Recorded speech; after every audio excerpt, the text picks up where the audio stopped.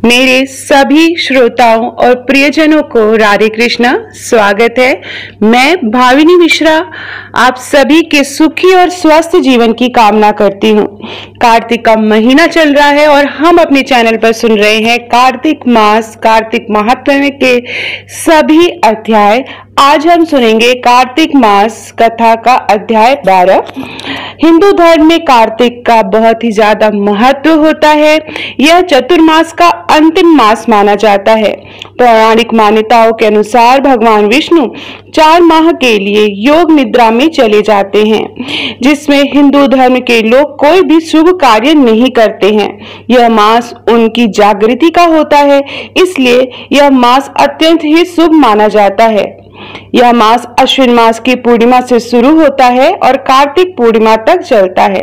इसलिए इस मास में भगवान विष्णु की उपासना का बहुत ही ज्यादा महत्व है और कार्तिक पूर्णिमा की कथा सुनना, कार्तिक मास के महात्म्य की कथा सुनना बहुत ही ज्यादा अनिवार्य होता है। जिन्हें मोक्ष की प्राप्ति चाहिए होती है वे ये कथा अवश्य सुने। कार्तिक मास के 12वें अध्याय में नारद जी को विष्णु भगवान की स्तुति कैसे करनी चाहिए और माता लक्ष्मी के साथ भगवान विष्णु का गरुड़ पर बैठकर संवाद भी हो रहा है, जो जलंधर राक्षस के अंत को लेकर हो रहा है। तो चलिए हम सब प्रेम से बोलेंगे ओम नमो भगवते वासुदेवाय और कथा प्रारंभ करेंगे। श्री नारद जी बोले, जलंधर राक्षस को फिर आता हुआ देखकर सभी इंद्रादि देवतागण भय से कांप गए। विष्णु भगवान की स्तुति करने लगे। देव वृंद बोले, हे भगवान, आप मत्स्य कुमार दी कितने ही अवतार धारण करके अपने भक्तों के कार्य करने के लिए उद्यत रहते आए हैं और सर्वदा दुखियों के दुखों का नाश करते आए हैं तथा ब्रह्मा, विष्णु और शिव रूप धारण कर संसार की उत्पत्ति, पालन तथा संहार करते आए हैं। गदा, शंख, पद और तलवार आदि हाथों में धारण किए हैं। ऐसे भगवान आपको नमस्कार है। आप श्री लक्ष्मी के पति, दैत्यों का विनाश करने वाले, गरुड़ पर सवारी करने वाले, पीतांबरधारी, यज्ञादि समस्त क्रियाओं को परिपूर्ण करने वाले और विघ्नों को दूर करने वाले विष्णु भगवान इस प्रकार आपको बारंबार प्रणाम करते हैं। हे विष्णु, आप राक्षसों से पीड़ित देवताओं के दुख रूपी पर्वत के लिए वज्र के सदृश हैं। आप शेष रूपी शैया पर शयन करते हैं और सूर्य तथा चंद्रमा ये दोनों आपके नेत्र हैं। इस प्रकार स्वरूपधारी आपको हमारा बारंबार प्रणाम है। नारद जी ने कहा, जो प्राणी इस संकट को नाश करने वाले स्रोत का पाठ करेगा वह विष्णु भगवान की कृपा से कभी भी दुखी नहीं होगा। देवतागण इस प्रकार की स्तुति करने लगे। तब विष्णु भगवान को देवताओं की विपत्ति का ज्ञान हुआ। विष्णु भगवान तुरंत शैया से उठकर खड़े हुए और उदास होते हुए गरुड़ पर सवार होकर लक्ष्मी जी से कहने लगे। श्री भगवान ने कहा, तुम्हारे भाई जलंधर ने देवताओं को बहुत कष्ट दिया है। देवताओं ने मुझे युद्ध के लिए बुलाया है, अतः शीघ्रतापूर्वक मैं वहां जाऊंगा। लक्ष्मी जी ने कहा, नाथ, हे कृपानिधि, मैं आपकी प्यारी पत्नी हूँ। यदि मैं सर्वदा आपसे भक्ति रखती हूँ तब आप मेरे भाई को युद्ध में कैसे मार सकते हैं। भगवान ने कहा कि शिव जी के अंश से उत्पन्न होने के कारण, ब्रह्मा के वरदान के कारण तथा तुम्हारी प्रतिवर्ष जलंधर मेरे वध योग्य नहीं है। नारद जी ने कहा कि विष्णु भगवान लक्ष्मी जी से ऐसा कहकर गरुड़ पर आसीन हुए। शंख, चक्र, गदा और तलवार धारण किए हुए दैत्यों से युद्ध करने के लिए विष्णु भगवान शीघ्रता से जहां देवतागण स्तुति करते हैं जा पहुंचे। तदंतर गरुड़ों के पंखों द्वारा प्रताड़ित वायु के वेग से पीड़ित होकर दैत्यगण आकाश में उड़ने लगे। जिस तरह वायु से आहत होकर मेघ आकाश में उड़ते हैं, दैत्याधीश जलंधर राक्षसों को वायु पीड़ित देखकर क्रोधित हुआ और उछलकर विष्णु के समीप आ गए। तो इस प्रकार कार्तिक महात्म्य का अध्याय 12 समाप्त होता है। चलिए प्रेम से बोलेंगे ओम नमो भगवते वासुदेवाय। आइए अब सुनते हैं कार्तिक मास में सुनी जाने वाली बहुत ही प्रचलित कथा, इल्ली और घुड़ की कथा। एक इल्ली और घुड़ था। इल्ली बोली, आओ घुड़, कार्तिक स्नान करें। घुड़ बोला, तू ही कार्तिक स्नान कर ले, मैं तो नहीं करूंगा। बाद में इल्ली तो राजा की लड़की के पल्ले से लगकर कार्तिक स्नान कर लेती। घुड़ ने कार्तिक स्नान नहीं किया, दोनों मर गए। बाद में इल्ली के कार्तिक स्नान के पुण्य के कारण राजा के घर जन्म हुआ और घुड़ राजा के घर गधा बन गया। राजा ने बेटी के विवाह का सवा निकाला। बेटी ससुराल जाने लगी तो उसने अपनी पालकी रुकवाई और राजा से कहा कि यह गधा मुझे चाहिए। तब राजा ने कहा, यह मत ले जाओ और धन दौलत ले ले, पर लड़की नहीं मानी, मुझे तो यही चाहिए। गधे को रथ से बांध दिया गया तो गधा दौड़ने लगा। महल में पहुंचने पर गधे को महल के नीचे बांध दिया गया।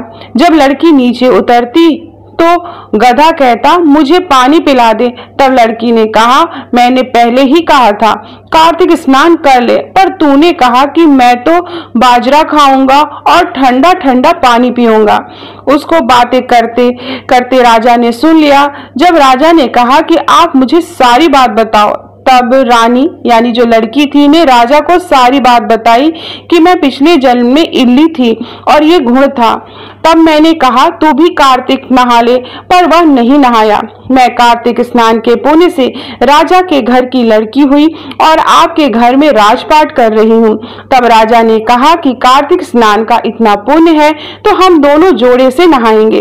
रानी राजा ने अत्यंत प्रसन्न मन से कार्तिक स्नान कर दोनों ने दान पुण्य किया और सारी नगरी में कहलवा दिया कि सब कार्तिक स्नान कर नहाया हुआ पानी घुड़ पे डाले, जिससे घुड़ की मोक्ष प्राप्ति हो जाए। हे कार्तिक भगवान विष्णु भगवान, जैसा सुख इल्ली को दिया वैसा ही सबको देना। कहता न सुनता, न हुकारा भरता, न मारा सारा परिवार। तो इस प्रकार से ये थी इल्ली और घुड़ की कथा। चलिए प्रेम से बोलेंगे ओम नमो भगवते वासुदेवाय। अब हम सुनेंगे तुलसी चालीसा और तुलसी माता की आरती। अथ श्री तुलसी चालीसा।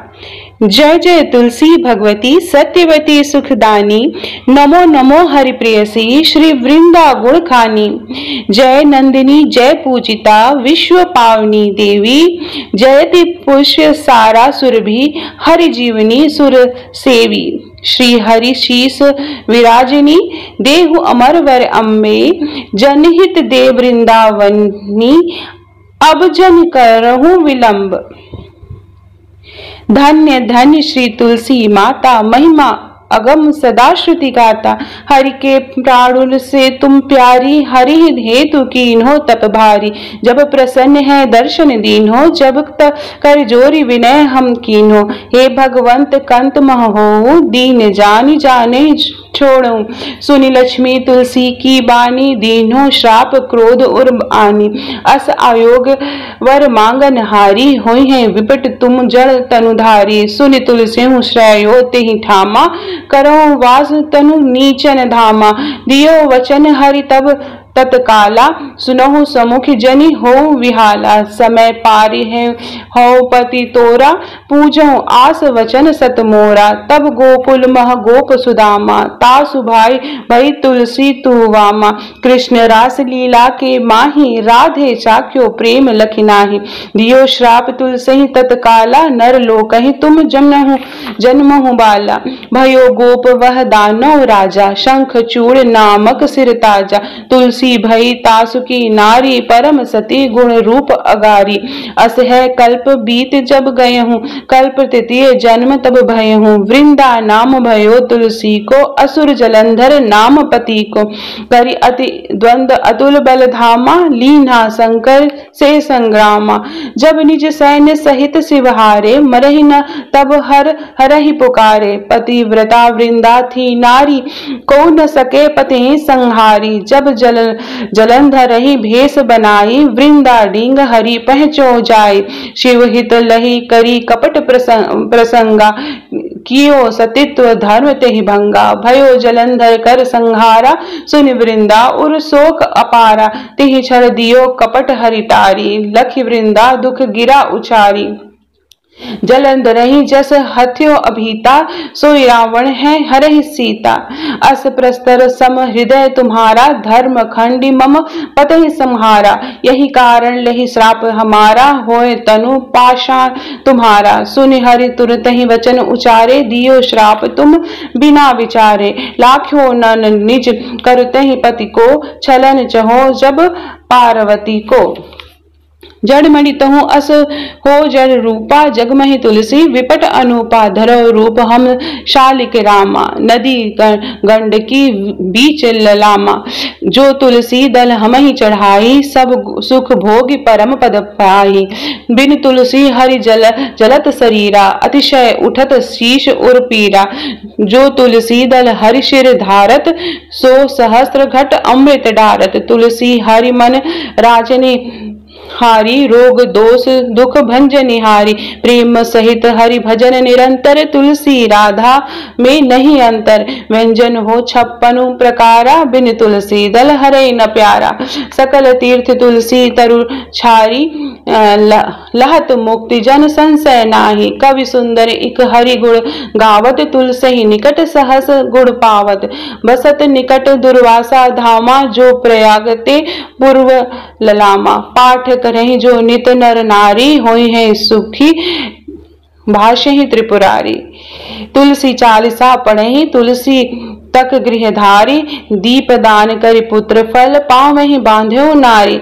सकल दुख दारिद्र हरि, हरि है परम प्रसन्न। अतिशय धन जन लाहसी गृह, बसहि पुरा अन्न। तहि लहि अधिमत फल जगत महे, लहि पूर्ण सब काम। जय दल अर्पहि तुलसी, तह सहस बसहि हरिधाम। तुलसी महिमा नाम लख, हलसी सुत सुख राम। मानस चालीसा रच्यो, जगमह तुलसी धाम। इति से तुलसी चालीसा समाप्तम। तो प्रेम से बोलिए तुलसी मैया की जय। अब तुलसी माता की हम आरती पढ़ेंगे।